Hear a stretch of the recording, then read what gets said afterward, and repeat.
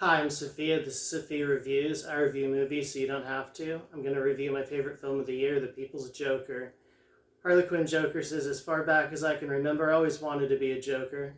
In the days before the American dream sputtered its last breath, the most a kid could hope for in the Midwest was a two-parent household and basic cable. Technically, I had both. At least I had basic cable. You know who else has basic cable? Everyone in hell. Just basic cable and stale cheese pizza served hot and ready from Little Caesars. His mom comes in and yells at him for jumping on the bed. She makes it sound like he was about to kill himself jumping on the bed, and to be fair, 9 out of 10 dentists do agree that the floor is lava. The Joker says, honestly, a little jumping on the bed should have been the least of her mother's concerns because she's trans and her mother didn't know that at that point. There's one moment where you realize you're transgender. Do cis people have one moment where they realize they're cisgender? Harley Quinn Joker, the answer is yes. Every time someone says bro to a woman, the spirit of cis is there. Every time a cis woman gives me unsolicited makeup and wardrobe advice, the spirit of cis is there. Every time someone says you're obviously a man doing their best Austin Powers impression, the spirit of cis is there. Joker says, when my mother took me to see a film about Batman as a child, that's when I knew. I imagine when most little boys watch the Bat Nipple love scene from Legend of the Caped Crusader, they probably wanted to be Batman and bang Nicole Kidman. The Bat Nipple's quite a decision, but to be fair, it is anatomically correct.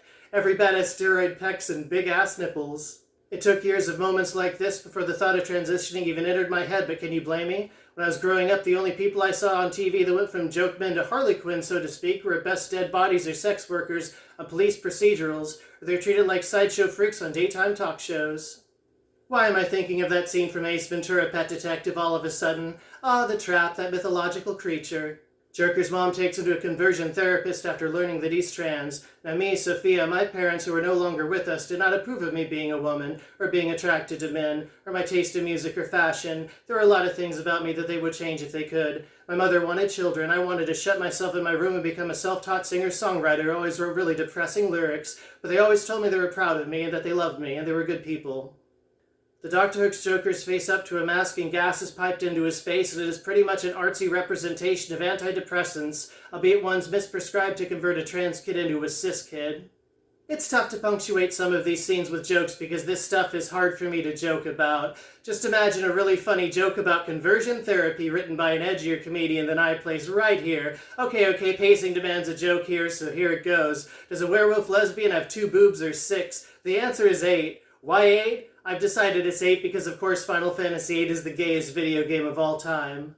She says, I learned at a young age I could use trash TV to distract myself, and whenever I ran out of shows, all I had to do was put on a happy face. But thank God I had Smilex to numb me through my adolescence, because for women like me, first puberty can feel like being strapped into the passenger seat of a car that's barreling towards a brick wall faster and faster and faster.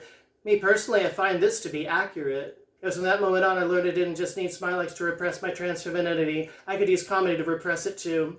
Or as Sophia Reviews demonstrates, you can use comedy to express it. For example, Sonic is trans mask, Tails is trans femme, Knuckles is non-binary, and Eggman is asexual. He was almost called Ace Man.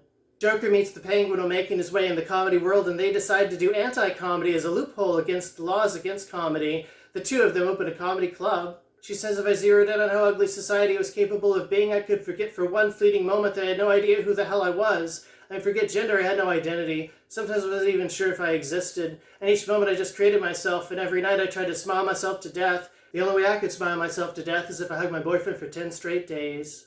I know it's cliche, but look, this is a queer coming-of-age film. I needed a chosen family, and so our illegal comedy theater became Gotham's coolest hipster hotspot, and the family was growing. There was Killer Croc, Mad Hatter, Mr. Freeze, Bob the Goon, and Timmy Two Times, who got his nickname by saying things twice. I wonder what would happen if Timmy Two Times said things 3 or even 4 times. Would his 2-time license be revoked? Joker meets Mr. J. Mr. J is a trans-masked Joker who looks like Jared Leto Joker from the Suicide Squad. Joker then meets their mother and tries to explain what is going on in their life. It does not go well. Her transition begins in a moment of her going against her mother's wishes and becoming the woman she was born to be. We see Joker sort of visibly transforming from her former egg-like appearance into a sort of Adam West-era Joker and trans-femme mode aesthetic that the character's known for. The scene is transtastic and the song that plays cracks me up. She goes on stage and says, "Hi, I'm Joker the Harley Quinn. My pronouns are he/ha, and for tonight's bit I will need a volunteer from the audience." Poison Ivy steps on stage, and the Joker says she needs her to tell her the saddest moment of her life. Poison Ivy starts telling her story, and as she tells it, Joker takes Smilex and laughs loudly over Poison Ivy's tragic tale, laughing at others' misfortune. What is she, an edgy comedian that has gradually turned into a right-wing troll skating on nostalgia?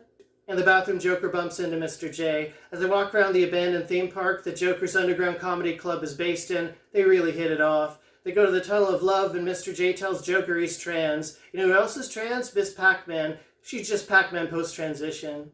Mr. J says, I don't like buying into some sort of transphobic essentialist mindset about the two genders, but I'd be a clown and a liar if I said I didn't get pretty insecure on first dates. I feel like some of the other gay guys find out I'm trans, they see me as belonging to some other category than them, like they're a gay guy and I'm a gay guy with an asterisk. Joker says, I get exactly what you're saying because I like you from the moment I saw you. I liked you from the moment I saw you is what I said. What I mean is, it's hard for me to even fathom being in the Tunnel of Love with another boy, so I guess I have an asterisk too. Oh, just bang and get over with you two, Christ.